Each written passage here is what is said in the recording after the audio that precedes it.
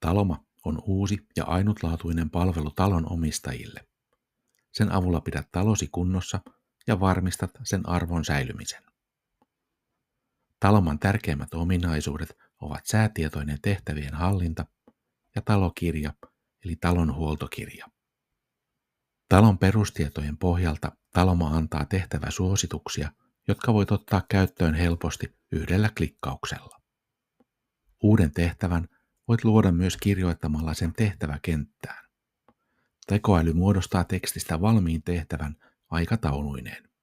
Omissa tehtävissä näet listan kaikista tehtävistä kiireellisyysjärjestyksessä. Voit muokata tehtäviä ja myös lisätä niitä perinteisen tehtävän hallinnan tapaan. Kun merkitset tehtävän suoritetuksi, voit kirjoittaa kommentin ja lisätä myös kulun tiedot. Taloma osaa etsiä kuitista kaikki tärkeimmät tiedot automaattisesti.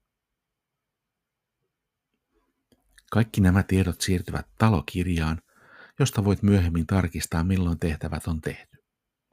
Talokirjaan voit myös lisätä suoraan tapahtumia. Talokirjasta voi muodostaa PDF-tiedoston, jossa näkyy koko talon historia ja sille tehdyt huoltotoimet. Tätä voit käyttää apuna vaikka taloa myytäessä. Kuluseuranta näyttää yhteenvedon kuluista.